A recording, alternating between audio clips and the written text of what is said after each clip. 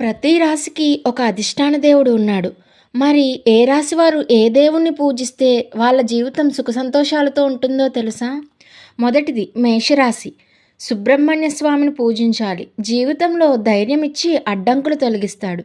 వృషభ రాశి ఐశ్వర్యానికి సంకేతం. లక్ష్మీదేవిని పూజించడం వల్ల ధనయోగం, స్థిరత్వం లభిస్తాయి.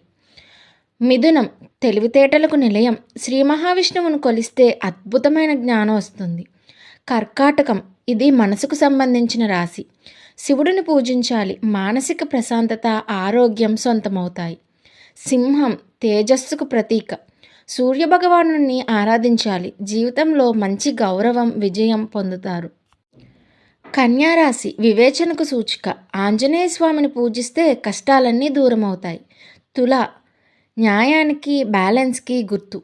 మహాలక్ష్మిని పూజించడం వల్ల సుఖ సంతోషాలు, వ్యాపారంలో లాభాలు కలుగుతాయి. వృశ్చిక రాశి పోరాటానికి సంకేతం.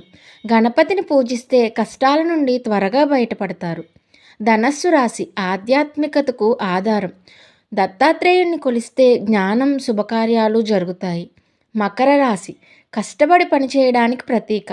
శ్రీ వెంకటేశ్వర స్వామిని పూజిస్తే త్వరగా కష్టాలు తీరి లాభాలు వస్తాయి. కుంభరాశి సమాజానికి సేవ. శనిదేవుణ్ణి ధ్యానించాలి. మంచి ఫలితాలు, ఆశీస్సులు లభిస్తాయి. మీనరాశి దైవత్వం.